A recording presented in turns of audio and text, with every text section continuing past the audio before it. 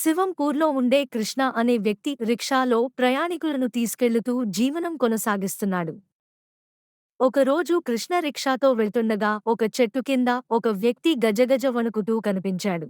కృష్ణ బండి దిగి అతని దగ్గరికి వెళ్లి అయ్యా, ఏమైంది? అని చెయ్యి పట్టుకుని అడిగాడు. చెయ్యి కాలిపోయినట్టు ఉంది మీకు చాలా జ్వరంగా ఉంది. పదండి. అని అతని చెయ్యి పట్టుకుని మెల్లగా నడిపించుకుంటూ బండిలో ఎక్కించాడు.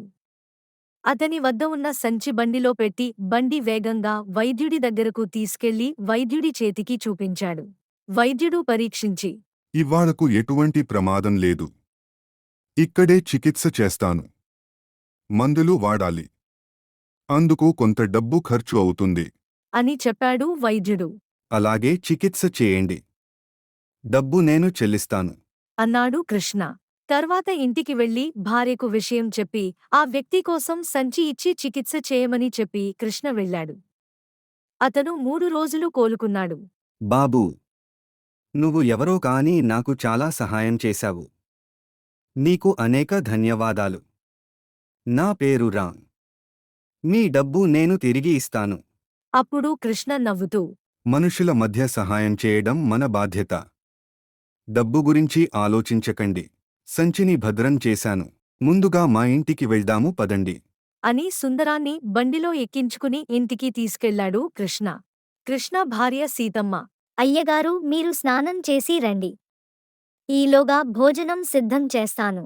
వారు ఇద్దరూ కలిసి భోజనం చేశారు. ఆ తర్వాత వృద్ధుడు తన డబ్బును లెక్కపెట్టాడు. అవి అన్నీ సరిగానే ఉన్నాయి. ఆ వృద్ధుడు చిరునవ్వుతో నీవు చాలా దయగలవాడివి, వినయశీలివి. అప్పుడే ఒక్కసారిగా ఆ వృద్ధుడు వెలుగులో కరిగిపోతూ తన అసలు రూపాన్ని చూపించాడు. ఆయనే పరమేశ్వరుడు.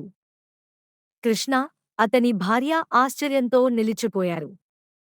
శివుడు సంతోషంగా మాట్లాడుతూ నీ మంచితనం, నీ మనసు నన్ను ఆనందపరిచింది. నీకు నేను ఆశీర్వదిస్తున్నాను అని చెప్పగానే వారి చిన్న ఇల్లు సంపదతో నిండిపోయింది. వారి జీవితం సుఖసంతోషాలతో మారిపోయింది.